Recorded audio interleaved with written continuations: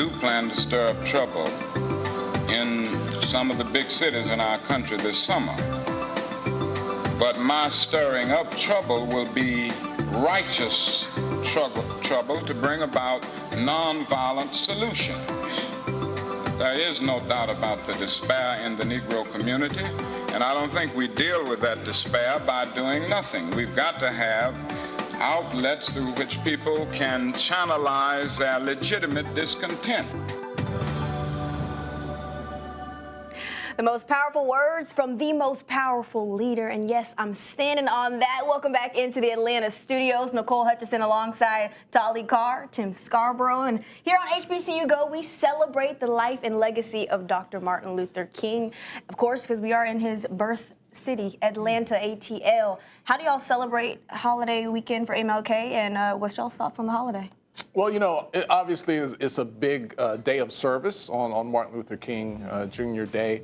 And when I look back at the history of Dr. King, I wish we would take a real honest look at that history, because in hindsight, it's easy to say, oh my God, as soon as he got on the scene, everybody was for him. He was beloved. The struggle that he had was very real. There was a lot of people in the African-American community who were afraid of the movement. They thought it would make things worse and not necessarily better. So he had to get people in his own community on board before he could even fully take on the establishment like he did.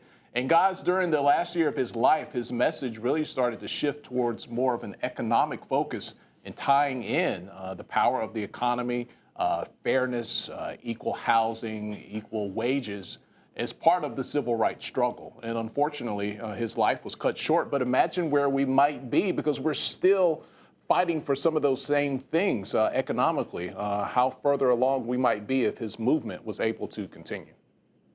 Well, his movement did continue, but with other people. But it's too bad he didn't get to see what we saw. When I think about Dr. King, I think about the sacrifice he made.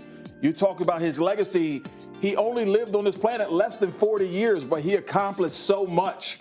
And then I think about opportunity, the opportunities that I got as a young child growing up in Philadelphia. Got to go to private school, got to go to an integrated school.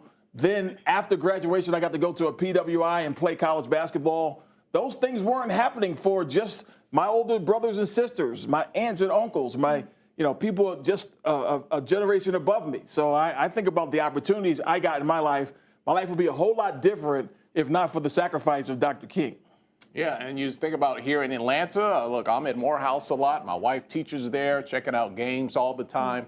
Whenever you're there, guys, you can't help but to think this is the place where Dr. Martin Luther King walked. He went to class. He went to the cafeteria. He did all those things. That was his school, Morehouse College. And I think that, you guys hit it on the nail with equality, with hope, opportunity. I think that a lot of people, my generation, I'll speak from my point of view, is we forget about the president that he really set. And, everybody's going out to the club, everybody's going out to have a good time, but they forget the real reason of why we celebrate MLK Day. So hopefully everyone can get back to the real reason of why we do celebrate Martin Luther King Day.